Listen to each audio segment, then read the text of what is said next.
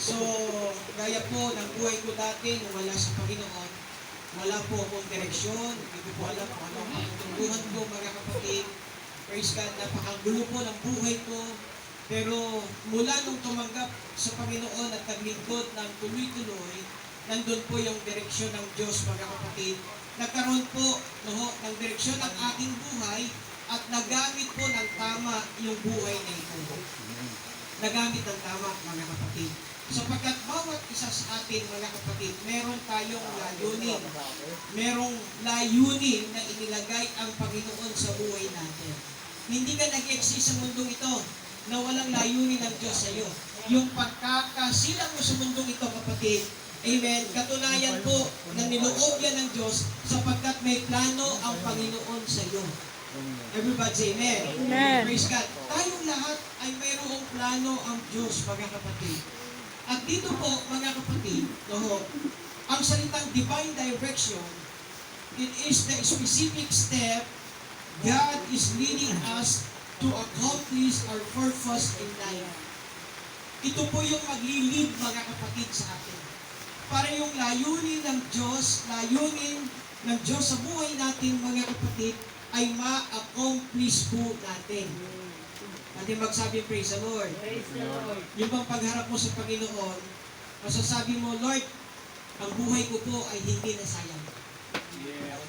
Lord, itong buhay ko ito ay na-fulfill po yung purpose mo sa buhay ko. Naganap, Panginoon, yung layunin mo sa buhay ko. Praise God. May pipresent mo sa Panginoon ang sarili mo kapag nagawa mo ng tama yung purpose ng Diyos sa buhay mo. Praise God. Kapatid, alam niyo ba yung pinaka-tragic, mga kapatid, o yung bang malaking trahedya sa buhay mo na nangyari? Hindi po yung kamatayan. Marami pong tao, akala nila, ang the most tragedy in their lives, mga kapatid, is death. Mali, mga kapatid. Sapagkat the greatest tragedy in life is a life without purpose, mga kapatid. Praise God. Ang pinakamalaking trahedya sa buhay ng tao, mga kapatid, hindi yung kamatayan. Ang pinakamalaking trahedya sa buhay ng tao ay yung nabuhay ka na wala kang layunin sa buhay. Praise God. Kaya, mga kapatid, yung direksyon ng Panginoon sa pamamagitan po ng kanyang divine direction, mga kapatid, praise God, tayo ay nililid. Ibig sabihin, mga kapatid, tayo ay pinangungunahan. Praise God, ginagabayan tayo ng Diyos. Nililid tayo ng Panginoon, mga kapatid, na ma-accomplish, praise God, yung purpose ng Panginoon sa buhay natin, mga kapatid. Hallelujah. Praise God. So, ano yung purpose natin, mga kapatid? Nag-aralan po natin last week yan. To love God and to love people. Praise God. Ang pinaka-purpose ng buhay natin ay ibigin ng Diyos. At ibigin ng ating kapwa gaya ng ating pag-ibig sa ating sarili, mga kapatid. That is our purpose, mga kapatid. Ibigin, paglingkuran ng Diyos, sambahin ng Diyos, purihin ng Diyos, mga kapatid. Praise God. Ito yung dahilan kung bakit tayo nag-exist, para tayo, mga kapatid, ay maglingkod sa Panginoon. Hallelujah. Kaya kung ang buhay natin ay hindi po natin ay paglingkod sa Diyos, mga kapatid, hindi natin nagamit ng tama yung buhay natin, mga kapatid. Hallelujah. So, ang divine direction ay nagbibigay po ng specific step na kung saan tayo ay nililid ng Panginoon para ma-accomplish yung ating mga layunin sa buhay. Natin magsabi ng Amen. Amen. Hallelujah. So, kailangan pong malaman mo yung purpose mo. So, sa taong ito, mga kapatid, dapat maintindihan mo kung ano yung purpose mo. Para hindi po tayo nawawala kay Lord, mga kapatid. Praise God. Sayang po ang buhay natin kapag hindi po natin ito ipaglingkod sa Panginoon. Praise God. Sayang po yung panahon at pagkakataon na may magagawa ka para sa Panginoon.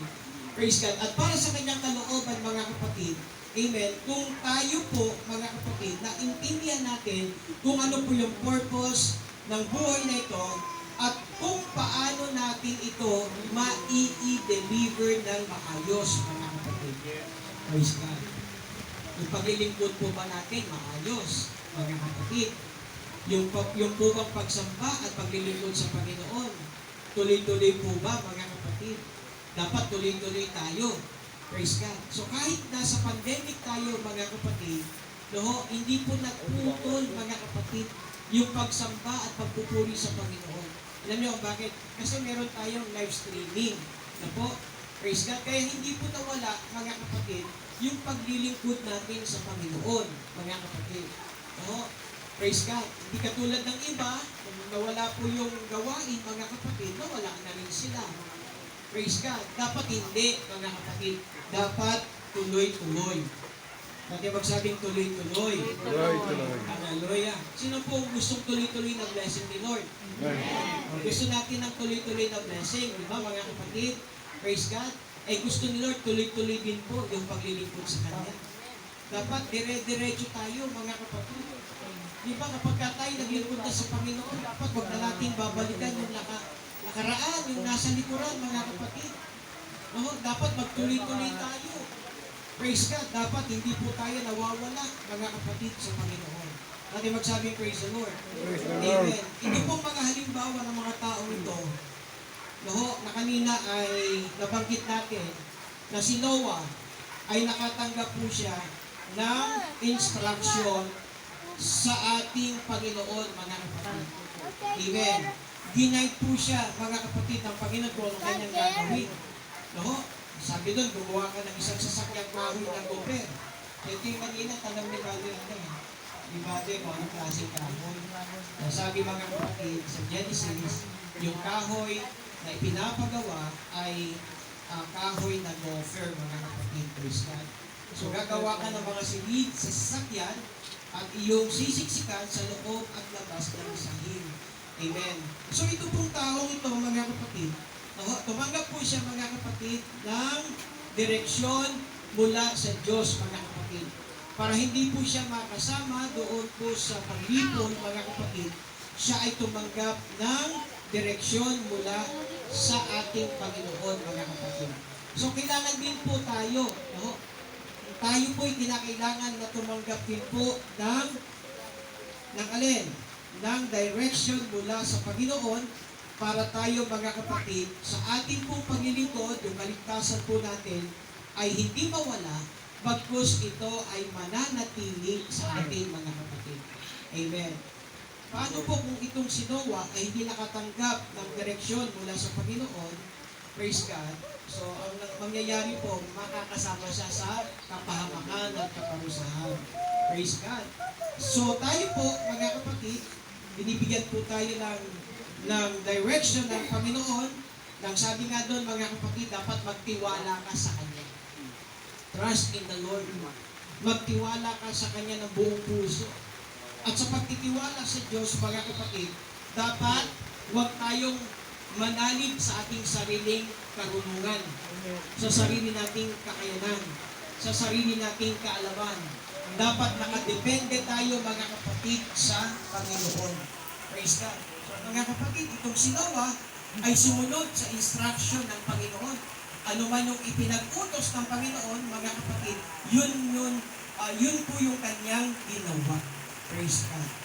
So what next, mga kapatid? Si Abraham. Si Abraham ay tumanggap, mga kapatid, ng specific step from the Lord. That's why, mga kapatid, he delivered his purpose, mga kapatid. Praise God. So si Abraham, kung paano sinabi ng Panginoon kay Abraham, umalis ka sa iyong lupain at sa iyong mga kamag-anak at sa bahay ng iyong ama na ikaw ay pasalupain na ituturo ko. Alam niyo, mga kapatid, itong bagay na ito parang mahirap gawin, mga kapatid. Kasi kung aalis ka doon sa lugar na kinasanayan mo, sa matagal na panahon doon ka nakatira. At ang mga kasama mo doon ay, kumbaga, lalo mga relatives mo, mga mahal mo sa buhay. Pero ito, mga kapatid, nang dumating po yung direction ng Panginoon kay Abraham, mga kapatid, pinapaalis niya doon sa lupain na kanyang kinamulatan, mga kapatid. Praise God. Pero alam niyo, mga kapatid, may mas mabuti at maayos na lupain na ibibigay ang Panginoon, mga kapatid. Compare po dito po sa lupain na ito, mga kapatid, na tinatahanan ni Abraham, mga kapatid. Praise God. So, sa kabila ng lahat, mga kapatid, si Abraham ay sumunod. Sumunod sa direction ng ating Panginoon, mga kapatid. Praise God. Bagamat mahirap yung bagay na kinasanayan mo, iiwanan mo, tatalikuran mo, at maglalakbay ka sa lugar na hindi mo alam kung saan, mga kapatid. Pero itong taong ito, kahit po siya'y may pananampalataya, mga kapatid, ang taong ito ay sumunod sa Panginoon, mga kapatid. Kapatid, kung ikaw ay, praise God, anak ni Abraham, ang sabi po, mga kapatid ng Panginoon, gagawin mo yung ginawa ni Abraham. Alam niyo, marami pong nag-claim sa panahon ni Jesus Christ na sila daw po ay anak ni Abraham. Subalit, ang sabi ng Panginoon, kung kayo ay anak ni Abraham, gagawin din niyo kung ano ang ginawa ni Abraham. Alam niyo ba itong tao ito? Bago dumating yung kautusan, dumating ang kautusan kay Moses, mga kapatid. Kay Moses na, bago dumating po yung kautusan, itong taong ito, sumunod na, mga kapatid, sa pananampalataya. Yung ginawa niya, katulad po ng pag-iikaw po, hindi niya ginawa yun sa kautusan, mga kapatid. Yun ay ginawa niya sa pananampalataya, mga kapatid. Praise God. Na kung saan, mga kapatid, sa pagsunod niya sa Panginoon, kita niyo kahit mahirap. Kahit mahirap yung ipinagagawa ng Panginoon. Pero dahil itong tao ito, may pagsunod, mga kapatid, sa Panginoon. Kahit mahirap, mas pipiliin niyang sumunod, mga kapatid, sa kalooban ng ating Panginoon, mga kapatid. Alam niyo, pagsunod sa Panginoon, kapag tayo po, mga kapatid, sumunod sa Panginoon, dapat yung pagsunod natin buo, mga kapatid. Kasi hindi po kailangan ng Diyos yung pagsunod na kalahati. Kaya nga, yung sinasabi ng Panginoon, ibigin mo ang Diyos ng buo, mga kapatid. Kung meron tayong higit na iibigin, yung buo na pagmamahal, mga kapatid, sa Diyos mo ilaan yun, mga kapatid. Ano nyo, bakit? Kasi kapag itinuon mo ang pagmamahal mo sa tao ng buo, mga kapatid, at hindi mo ibinigay sa Diyos, ang tao, hindi po magliligtas sa atin. Wala pong tao na pwedeng magligtas sa ating mga kapatid. Kaya sabi ni Pablo sa Corinto, praise God, hindi kayo maililigtas ng inyong mga asawang lalaki at hindi kayo maililigtas ng inyong mga asawang babae, mga kapatid. Sapagkat ang kaligtasan ay nagmumula sa ating Panginoon, mga kapatid. Praise God. Kita nyo itong si Abraham, mga kapatid, sa kanyang pagsunod. Pinangakuan po siya ng anak, pero mga kapatid, yung kaisa-isang anak niya, hiningi pa ng Panginoon. Praise God. Why? Kasi yun ay pagsubok, mga kapatid, kay Abraham, kung itong tao ito, mga kapatid, kanino po nakalagak yung kanyang puso, mga kapatid. Praise God. Nakalagak ba kay Isaac? O nakalagak po ba sa Panginoon, mga kapatid? Pero alam niyo, minsan pa napatunayan ng Panginoon na itong si Abraham, mga kapatid, ay tunay po na masunurin sa direction ng Panginoon. Praise God. Kapatid, wala pong ibang nagdadirect sa atin. Yung pagpunta natin sa lugar nito, kalooban po ito ng Panginoon, mga kapatid. Praise God. Lahat ng bagay, mga kapatid, ay nasa ilalim ng direksyon ng Diyos. Praise God. Kasi lahat ng bagay, pinagkakatiwala natin sa Panginoon. At ang Diyos, mga kapatid, laging may nakalaang mabuti sa lahat ng mananampalataya ng Diyos, mga kapatid. Wala pong plano ang Panginoon na masama sa atin. Lahat ng plano ng Diyos, mga kapatid, ay para sa ikabubuti po nating lahat, mga kapatid. Praise God. Kinakailangan lang tayo ay sumunod sa direksyon na ninanais ng Panginoon, mga kapatid. Praise God. Hallelujah. Sabi ni Lord, in all thy ways acknowledge Him. In all thy ways, acknowledge Him. Kinakailangan, mga kapatid, kikilalanin natin ang Panginoon sa buhay natin. Ng lahat ng bagay sa buhay natin, anumang desisyon, mga kapatid, ang gagawin po natin, i-acknowledge natin ang Diyos sa buhay natin. Sapagkat ang Panginoon, pag siya po ay nagbigay ng covenant, mga kapatid, praise God, ang Diyos ay laging committed sa covenant na kanyang pinapakipagtipad sa bawat isa sa atin. Amen. Natin magsabi, praise the Lord. Lord. Hallelujah. Hallelujah. Nandiyan po yung mga covenant ng Panginoon, mga kapatid. Ang sabi niya, pagpapalain, praise God ko, ang mga pagpapala sa iyo, susumpain ko, ang mga susumpa sa iyo, at pagpapalain sa iyo ang lahat ng angkan sa lupa. Because of our father Abraham, mga kapatid. Praise God. Kaya kapag kami tao, kapatid, na nagpala sa iyo, pagpapalain mo ng Diyos. Everybody say amen. Amen. Praise God. Hallelujah. Yan niya si Brother Nero. Yung tinutuluyan niya, mula nung tumuloy mga kapatid doon sa lugar na tinutuluyan niya. Dahil anak ng Diyos, piloto po kasi yung yung tinitiran niya. No? Sila po nakakahuli, pero yung ibang bangka wala, mga kapatid. Alam niyo kung bakit? Kasi bag tayo, mga kapatid, binless natin yung lingkod ng Diyos, yung anak ng Diyos, pagpapalain tayo ng Panginoon. Brother, dahil tama yung sinasabi ng Scripture, no? Praise God. Kung paano si Abraham, ang sabi, sino man ang magpala sa iyo, pagpapalain ko. At sino mang susumpa sa iyo, susumpain ko. Kaya kapatid, ang Diyos, ang siyang gumaganti, mga kapatid. No? Hindi naman natin nais na gantihan ng Diyos yung mga gumagawa sa atin ng masama. Pero ang sabi ng Panginoon, siya po, mga kapatid, ang gumaganti.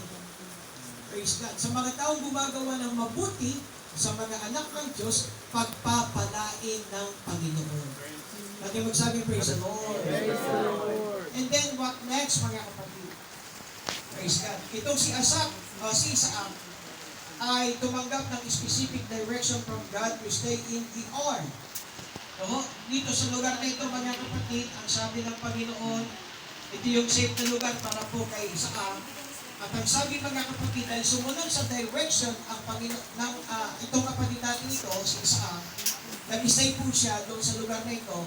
Ang sabi, mga kapatid, pinagpala siya ng Diyos, mga kapatid. Ang obedience, mga kapatid, ay laging may blessing. Amen. At magsabing obedience, mga kapatid. Ang pagsunod ay laging may pagpapala, mga kapatid. Tandaan po natin, ang blessing, mga kapatid, nandiyan lang ang pagpapala niya. Kinakailangan po lang, sumunod tayo, mga kapatid, sa direksyon ng Panginoon. Lagi magsabing amen. Amen. Itong si Moses, mga kapatid, nung tumanggap po siya ng divine direction mula sa ating Panginoon, praise God, ang buong bayan ng Israel, mga kapatid, ay nakaligtas mula sa mga kamay ni Pharaoh, praise God, because of divine direction, mga kapatid. Praise God. So yan po, napakahalaga po, mga kapatid, yung divine direction ng ating Panginoon. And then itong taong ito, si Joseph. Kilala po natin si Joseph. Sino ba itong taong ito? Itong taong ito ay nakaranas ng maraming frustration. Nakaranas po ng maraming mga problema sa kanyang buhay, mga kapatid. Nandun po yung ibinenta siya ng kanyang mga kapatid, no? Si Egypt, praise God. Naranasan po niya na siya po ay, yun nga po, mga kapatid, praise God. Napunta po siya sa kamay ni Potiphar hanggang sa nakulong, mga kapatid. No? Praise God. Pero alam niyo, mga kapatid, hindi po nawala si Joseph sa kanyang pagtitiwala sa Diyos, mga kapatid. Hallelujah. Itong taong ito ay binigyan ng Diyos ng kakaibang talento, mga kapatid. Alam niyo kung bakit? Sapagkat si Joseph ay may kakayahang mag-interpret ng mga panaginip. Praise God. So nung nanaginip yung hari, mga kapatid, wala makapag-interpret, mga kapatid. Praise God. Pero naalala po ng isang kasama niya sa loob ng kulungan na nakapag-interpret ng kanyang panaginip, kaya pinatawag po siya ng hari, mga kapatid. Doon, nagpasimula, mga kapatid, na itong taong ito sa divine direction ng Panginoon, from prison, mga kapatid, to palace. Imagine, mga kapatid, nasa prison, pero inangat ng Diyos, inilipat ng Panginoon sa palasyo, mga kapatid. Praise God. Hallelujah. Ni King Potiphar, mga kapatid. Because of divine direction, mga kapatid. Nakita nyo, kapag tayo ay laging nasa direksyon ng Diyos, hindi tayo nawawala sa direksyon ng Panginoon, inaangat ng Diyos yung mga taong patuloy na sumusunod sa direksyon ng ating Panginoon, mga kapatid. Hallelujah. So itong taong ito, mga kapatid, year 2021. Praise God. Panibagong challenges, mga kapatid, ang pwede nating makaharap. No? Sa ngayon po, hindi pa po tapos yung pandemic natin, mga kapatid. Hallelujah. At meron naman pong bago, mga kapatid, na virus na umaatake ngayon, mga kapatid. Hallelujah. I believe kapag tayo ay nasa direksyon ng Diyos, mga kapatid, nasa pag-iingat tayo ng Panginoon, mga kapatid. Pag tayo ay nasa direksyon ng Diyos, mga kapatid, hindi kanya pababayaan. Hindi niya hahayaang mangyari sa iyo, kapatid. Praise God. Hallelujah. Na ilugmok ka ng karamdaman. Why? Sapagkat kapag tayo ay nasa direction ng Diyos, mga kapatid, ang sabi, mga kapatid, hallelujah, praise God, in all thy ways acknowledge Him, and He shall direct thy path, mga kapatid.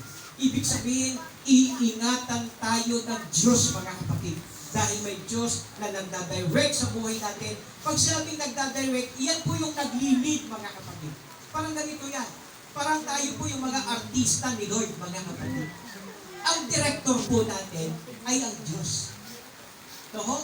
Pag sinabi ng director, ganitong gagawin natin, yun ang gawin natin, mga kapatid. Huwag kang lalabas sa sinasabi ng director mo.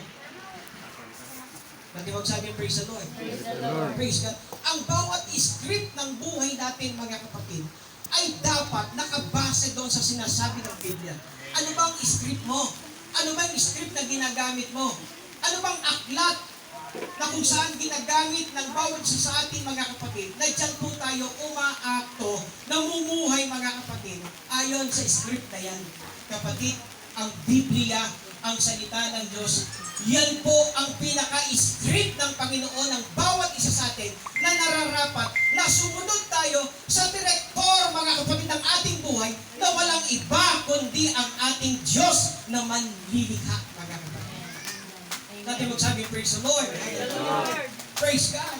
Kaya itong taong ito, si Joseph, mga kapatid, ay in-empowered ng Panginoon, mga kapatid, praise God, para makapag-interpret ng mga panaginip at siya po ay nakatanggap ng instruction mula sa ating Panginoon. Praise God. Gaano po ba kahalaga ito? Gaano po ba kahalaga ang divine instruction na mula sa Panginoon, mga kapatid? Praise God.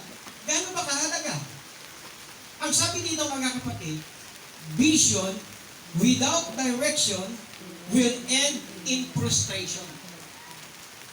Yung vision daw po, mga kapatid, na walang direksyon, nagre-resulta, mga kapatid, sa kabiguan. No? Nakakita na kayo ng taong pagod, pero yung kanyang kapaguran ay wala pong direksyong pinatutubuhan. Nakakita kayo ng tao na ang daming ginagawa, pero wala pong direksyon yung kanyang ginagawa, mga kapatid. Praise God. Pero yung tao, mga kapatid, na may direksyon, sapagkat may Diyos na nagda-direct sa kanyang mga kapatid, hindi po, praise God, nagiging frustration yung vision, mga kapatid, kundi yung vision, mga kapatid, hallelujah, ay nagiging blessing, mga kapatid, sa bawat isa sa atin. Pwede magsabi, praise God. Praise the Lord. Hallelujah. Purihin ang Panginoon. And then what next, mga kapatid?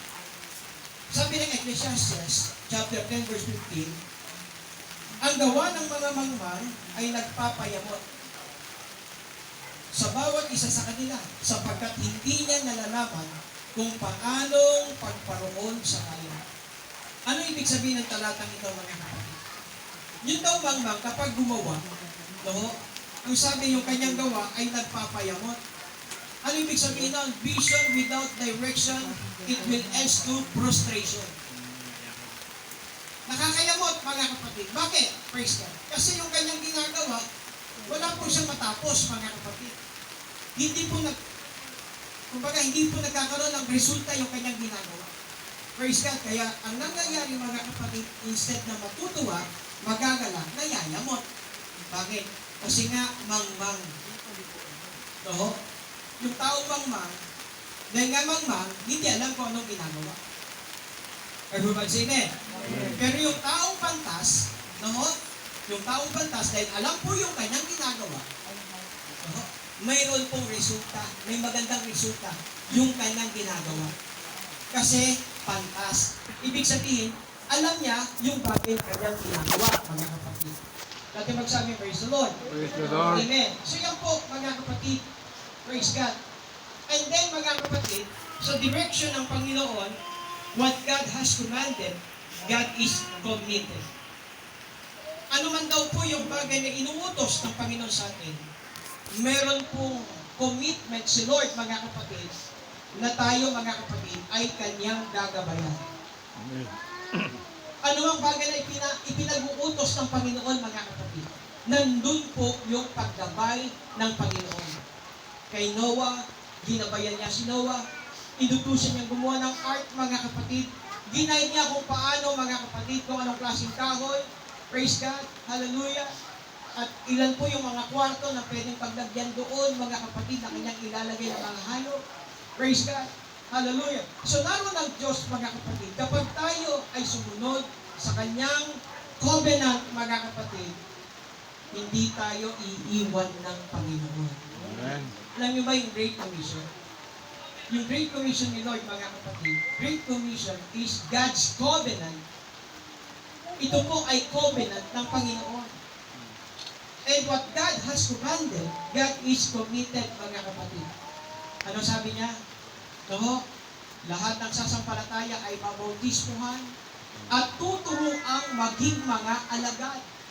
At ang sabi niya, mga kapatid, sa verse 20, at narito, ako ay sa inyong palagi hanggang sa katapusan ng sanglibutan. Amen. Ano man po yung bagay, kapatid, praise God, na ipinagkatipan ng Panginoon sa atin, ang Diyos ay committed, mga kapatid, na tayo ay kanyang gagabayan, mga kapatid, at igagay tayo ng Panginoon. Dati magsabi, praise the Lord. Hallelujah. Praise God. Yan po yung covenant ng Panginoon sa Matthew 28:19-20. Praise God. Yung 20, sabi ng Panginoon, at narito ako ay sa inyong palagi hanggang sa katapusan ng sanglibutan. Praise God. And then, mga kapatid, ito po, mga kapatid, tingnan po natin ito. Divine direction is God's recipe for triumph, especially in times of crisis. Alam niyo, mga kapatid, sa mga anak ng Diyos, no? Sino po rito nung nag-pandemic, nasa crisis? Hindi po, Sister Tita, sa kabili po, 1.4 million na bahay. Pandemic po yan. Para hindi affected, mga kapatid, itong kapatid natin ito. Praise God. Yung iba sa atin ngayon, nagpapagawa ng bahay. So, bali po, nasa pandemic ka na, pero pinagpapala ng Panginoon. Imagine, mga kapatid, marami sa mga kapatid natin dito, during pandemic, nagpapagawa ng bahay, mga kapatid, praise God, no? May magandang mansyon, mga kapatid, na pinagpala ng Panginoon. Tingnan nyo, mga kapatid, bakit po nangyayari yung bagay na yan? Kasi sa mga anak ng Diyos, walang crisis. Amen. Praise God. Di ba, mga kapatid, naalala nyo sa panahon ni Jacob sa Egypt, mga kapatid? 7 years, mga kapatid. Ang buong mundo, mga kapatid, sa panahon niya, crisis. Taggutom, mga kapatid.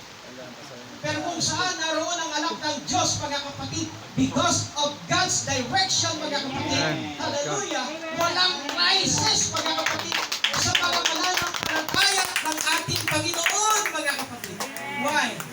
because there is God's direction, mga kapatid. Kapag tayo, mga kapatid, praise God, tayo ay tumutuloy-tuloy sa direksyon ng ating Panginoon, mga kapatid. Praise God, hindi lang ikaw, kundi buong pamilya mo, pagpapalain ng ating Panginoon, mga kapatid. Why? Sapagkat nasa pagsunod ka sa direksyon ng Diyos, mga kapatid. At itong direction na ito, gustong i-interrupt ito ng awan. Ayaw ni Satanas na ang tao ay sumusunod sa direksyon ng Diyos. Kaya may dalawang daan. Ang sabi ng Panginoon, may daan na tila matuwid sa tao, pero ang dulo nun ay kapahamakan. At ang sabi ng Panginoon, malapad ang pintuan patungo sa kapahamakan at makipot ang pintuan patungo, praise God, sa buhay na walang hanggan, mga kapatid. Praise the Lord. Kaya nga po, kapatid, pag tayo ay ginagay, ginadirect tayo ng ating Panginoon, mga kapatid, praise God, tayo ay pumapasok doon sa direksyon, mga kapatid, na ipinapatahak sa atin ng ating Panginoon. Makipot, mahirap, mga kapatid. Pero kung tayo ay magtutuloy-tuloy, kapatid, sa pagpasok sa makipot na pintuan, kaluwalhatian ng Diyos ang naghihintay sa bawat isa sa ating mga kapatid na mamanahin po natin, praise God, sa bawat isa na magtatagumpay. Kaya ang sabi diyan, divine direction is God's recipe. Kapatid, kulang ang timpla ng buhay mo. Walang lasa ang buhay mo kapag wala kang divine direction mula sa Panginoon. Kaya tingnan nyo, maraming tao ang lulungkot ng buhay. Napansin ni Sister Clarita, ang sasaya natin. Nakangiti tayo. Kahit naka-face mask kayo, nababanaw yung inyong kasiyahan, mga kapatid. No, hallelujah. Why? Kasi ang mga anak ng Diyos, kompleto